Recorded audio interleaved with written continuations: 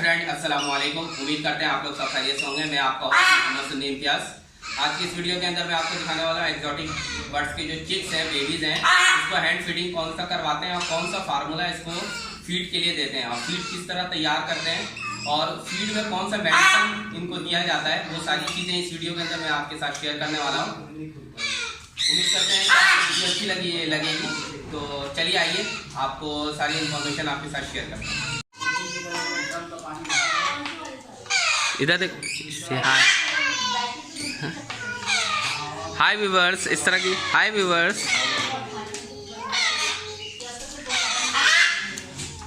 आ जाइए, आओ आओ।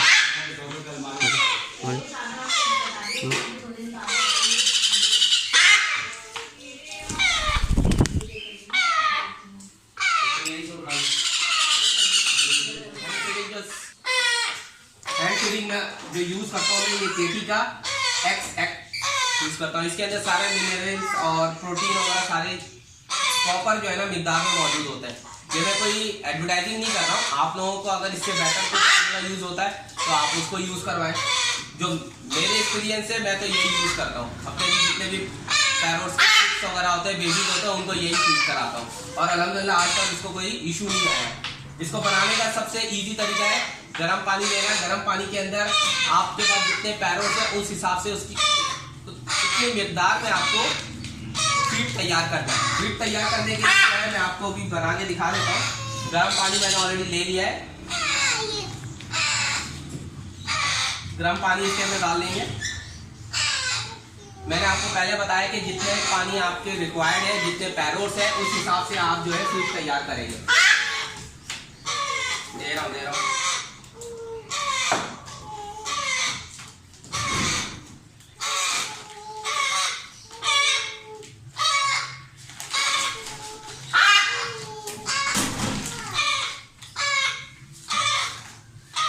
अच्छी तरीके से मिक्स कर लेना।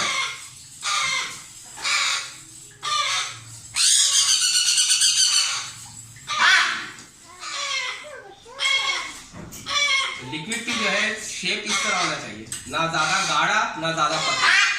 देखिए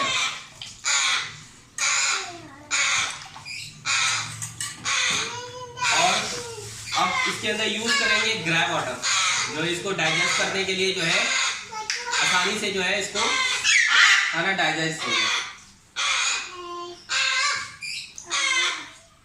मेरे पास 4 स्टिक्स हैं, उनके लिए जो है मैंने 5 ड्रॉप डाला है इसमें।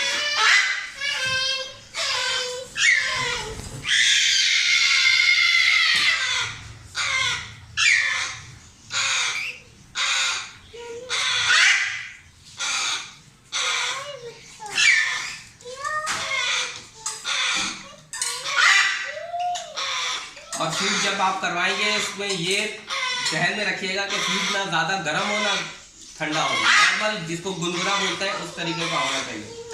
सबसे बेस्ट तरीका है, इसको चेक कर लें। अभी गर्म है।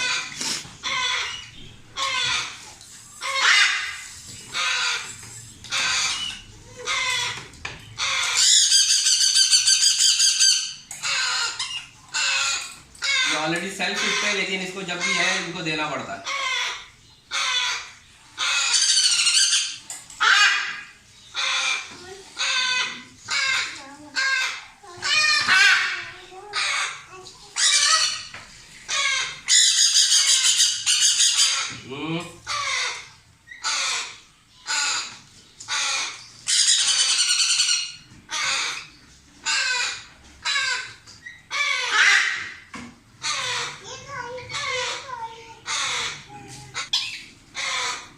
चलो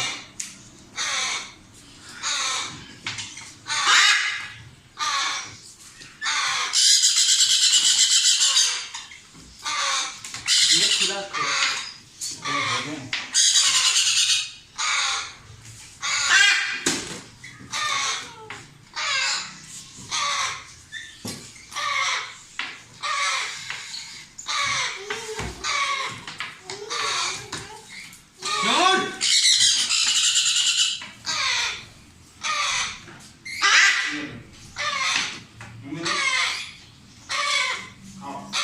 अच्छा फीड जो है हर पैरोट्स की जो है क्वांटिटी अलग अलग होती है। जैसे मकाओ है, इसको इस वक्त मैंने रखा हुआ है ऑलरेडी 70 सीसी में।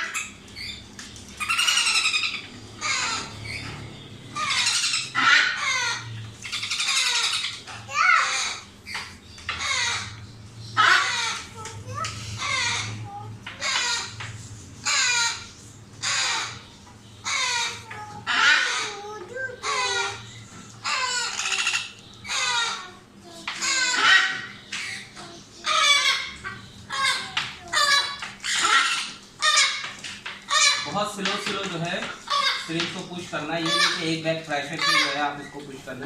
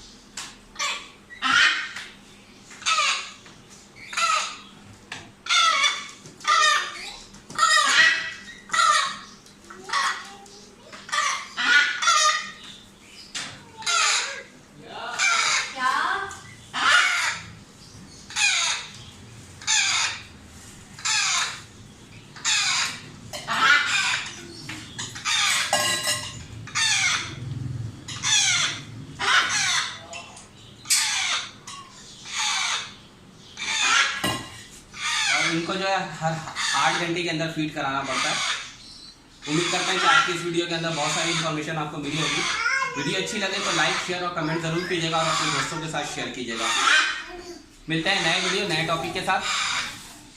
अब जो थोड़ा सा फीड बच गया है, ये अभी मकाओ का थोड़ा बाकी है, ये इसको फीड करा देते हैं।